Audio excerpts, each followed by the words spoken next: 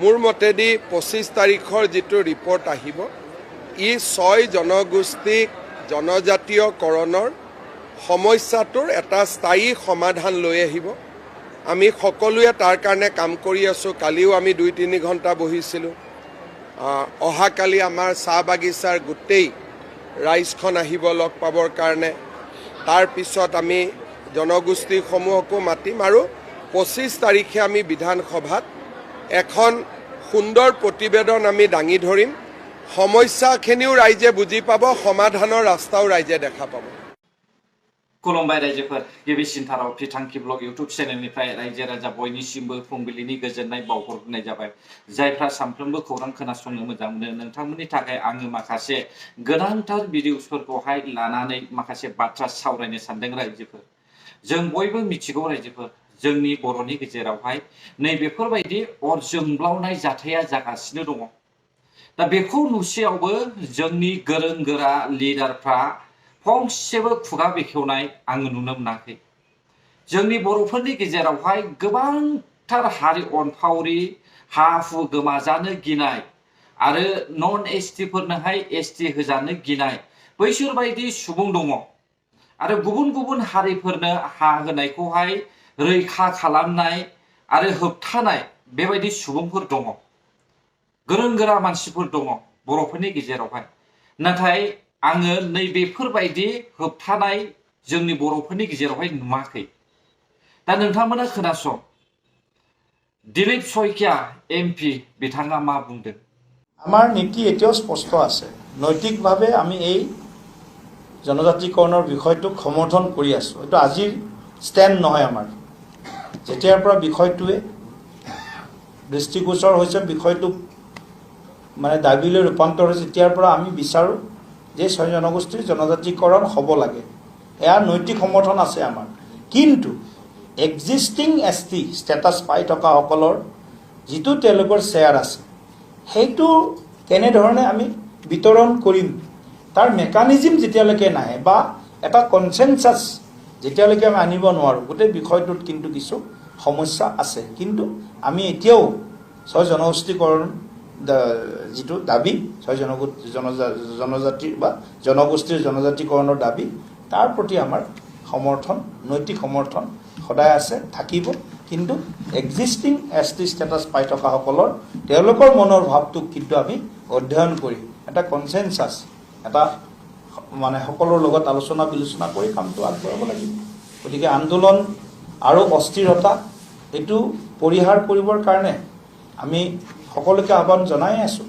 তথাপিও আন্দোলন কৰা সকলক আমি এইটোৱে কথাই ক'ম যে আমাৰ চৰকাৰ দায়বদ্ধতাৰে ৰাইজৰ বা জনগোষ্ঠীসমূহৰ যিবিলাক বিষয় এই বিষয়বিলাকক খুব সংবেদনশীলতাৰে দায়বদ্ধতাৰে এইবিলাক বিষয়ত চিন্তা চৰ্চা কৰি আছে।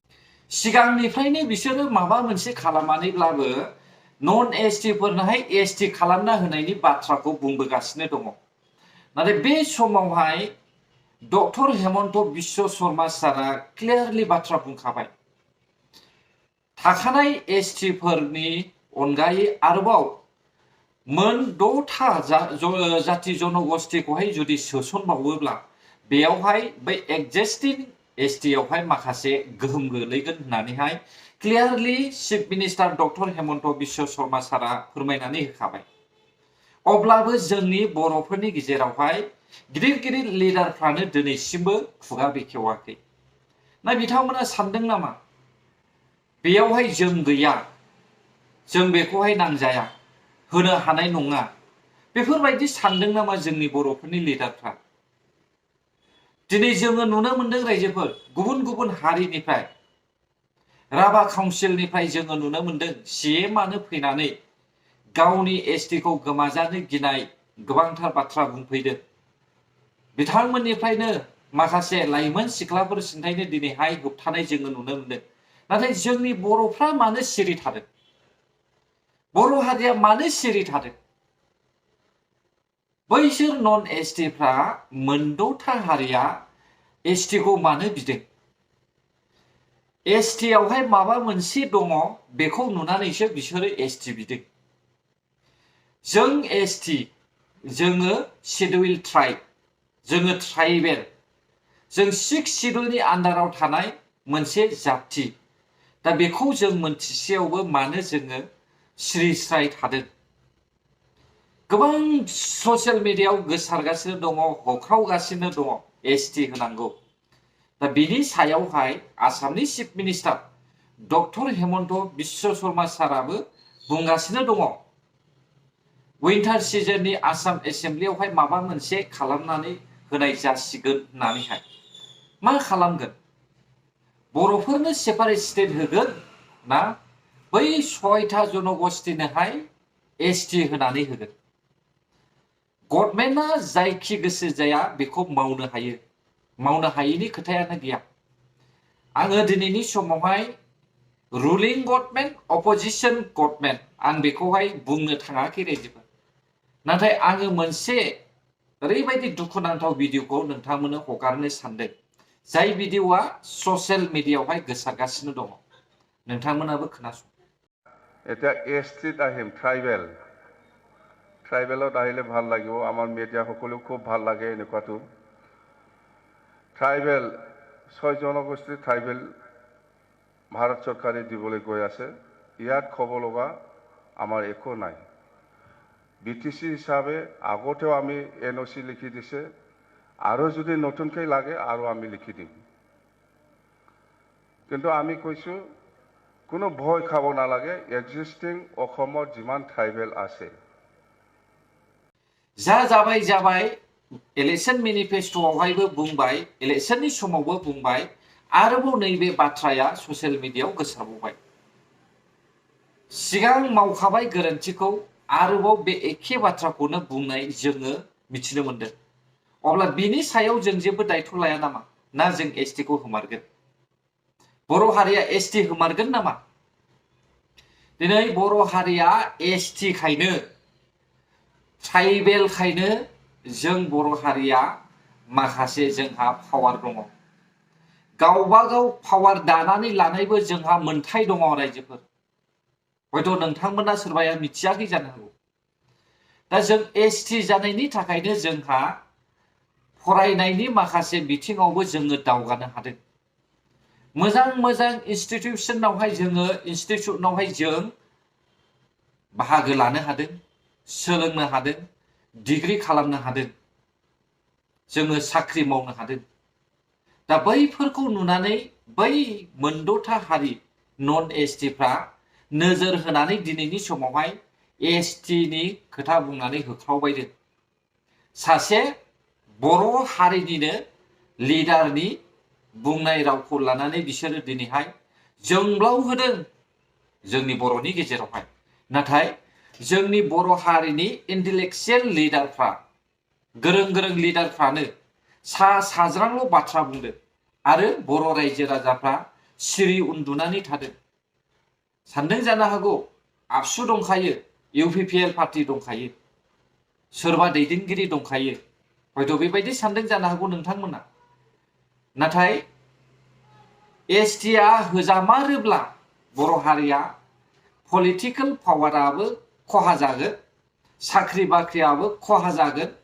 जोंनि मोननो गोनां पावारानो टटेलि खहा जागोन बे क्लियार खा बाथ्राया रायजोफोर दा डक्टर हेमन्त बिश्व शर्मा सारानो क्लियार बुंखादों सोरबा बबेबा ट्राइबेलनि लिडारनिफ्राय जुदि माबा मोनसे फिननाय मोनोब्लासो आं एसटिनि बाथ्राखौहाय बुंनो हागोन होननानैहाय नाथाय जोंनि बर'निफ्रायनो होदों फिननाया जोंनि बर'निफ्रायनो दङ बर' हारिनि लिडार बिपिएफ पार्टीनि सीएम निफ्रायनो 100% एसटि होनायनि सापर्ट दङ अब्ला मानो हाया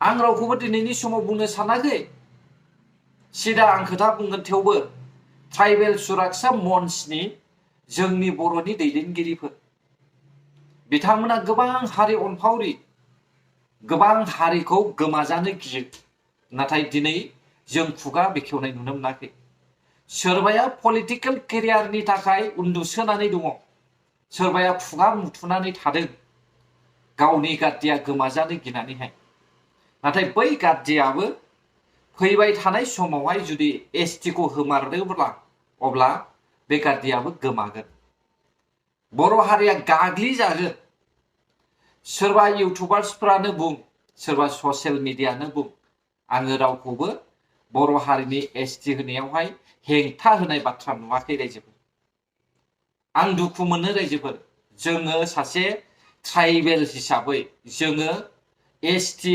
खथानि थागिबि हिसाबै आं जोबोद दुखु मोनो बेफोरबायदि बर'नि गेजेरावहाय थासारि सोमजिहोनायखौहाय दा गोबां लिडारफ्रा खुगा सियाखै रायजोफोर गोबां गोरों गोरों दङ गभर्नमेन्ट साख्रि मावनाय मानसिफोर दङ डिग्री लानाय मानसिफोर दङ थेवबो बिथांमोना दिनैनि समावहाय उन्दुनानै थादों बेखौ आंबो साबजानाय मोनाखिसै रायजोफोर एसटिआ अखल साख्रिल' गोमाया मोनफ्रोमबो ए टु जेड बर' हारिनि जेसेबांनाखि जेसेबां ट्राइबेल्सफोर दङ गासैबो ट्राइबेल्स हारिनि मोननो गोनां मोनथायफ्रानो गोमाजोबगोन लोगोसे हा हुआबो एफेक्ट जागोन बेयावहाय नोंथांमोना नंखाय नंदोंब्ला गुगोल सार्च खालामनानै नाय अब्लानो बुजिगोन दिनै आं सानदों रायजोफोर बर' हारिया मानो उन्दुनानै थादों